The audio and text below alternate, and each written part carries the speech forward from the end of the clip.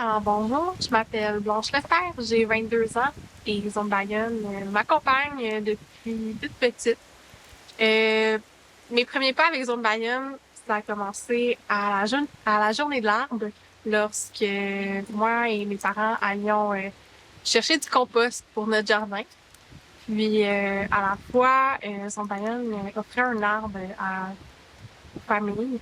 Donc, c'était assez symbolique pour nous, là, dans la famille, à chaque mois de mai, à chaque année, de planter notre arbre que nous avions choisi.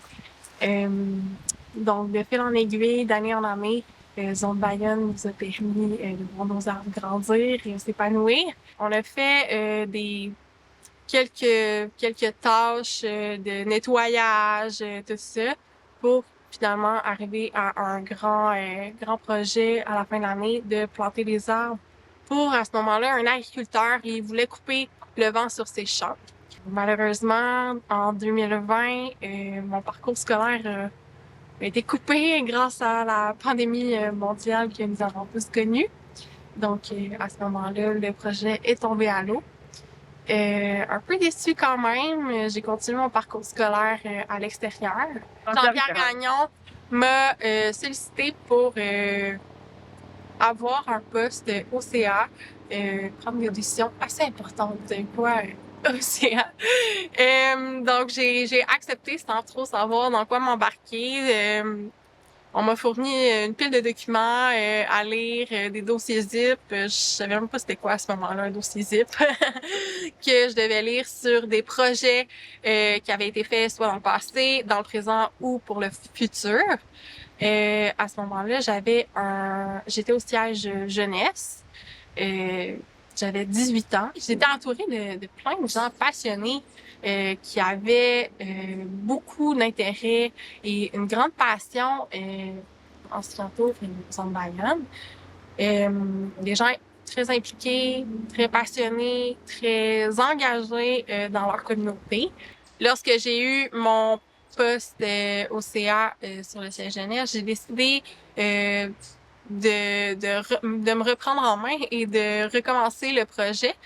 Cette fois, pour venir en aide à un agriculteur qui perdait des berges directement sur la Bayonne.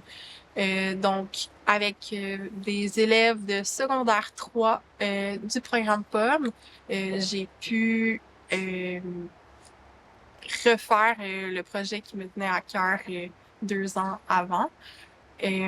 Donc, encore avec la Zone Bayonne, encore avec l'aide de l'organisme, nous avons eu des arbres, j'ai pu aller directement dans les écoles, faire des conférences pour expliquer un peu ce qu'était l'organisme, un peu comme Jean-Pierre Gagnon m'avait démontré lorsque j'étais au primaire, mais cette fois dans des classes du secondaire.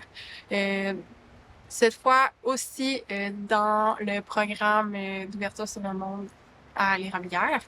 Donc, ça a été un beau fil conducteur, tout ça, pour moi.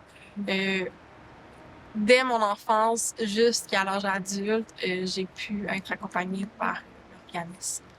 Les jeunes, point, ne savent pas nécessairement où s'impliquer. Ils veulent s'impliquer, mais c'est difficile de savoir quelle cause nous tient à cœur, quel chemin parcourir. Ça peut être facile de faire du bénévolat ou quoi que ce soit, mais après, savoir où, comment, est-ce que ce que j'encourage, c'est bien, est-ce que c'est avec mes valeurs, tout ça.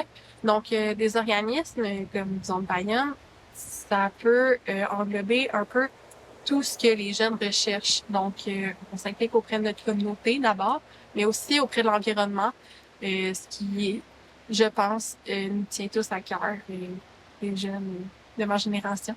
Étant sensible aux, aux difficultés que vivent les agriculteurs, oui, de un, mais aussi aux difficultés que vivent notre planète. Donc, là, on parle d'eau en ce moment, de l'eau souvent trop polluée pour ce qu'on se supposé d'être. J'ai vécu la transition de Jean-Pierre jusqu'à Patricia. Mon projet en 2021 avec les élèves de secondaire 3 a été chapeauté avec l'aide de Patricia. Donc, c'est une belle boucle qui se termine pour moi.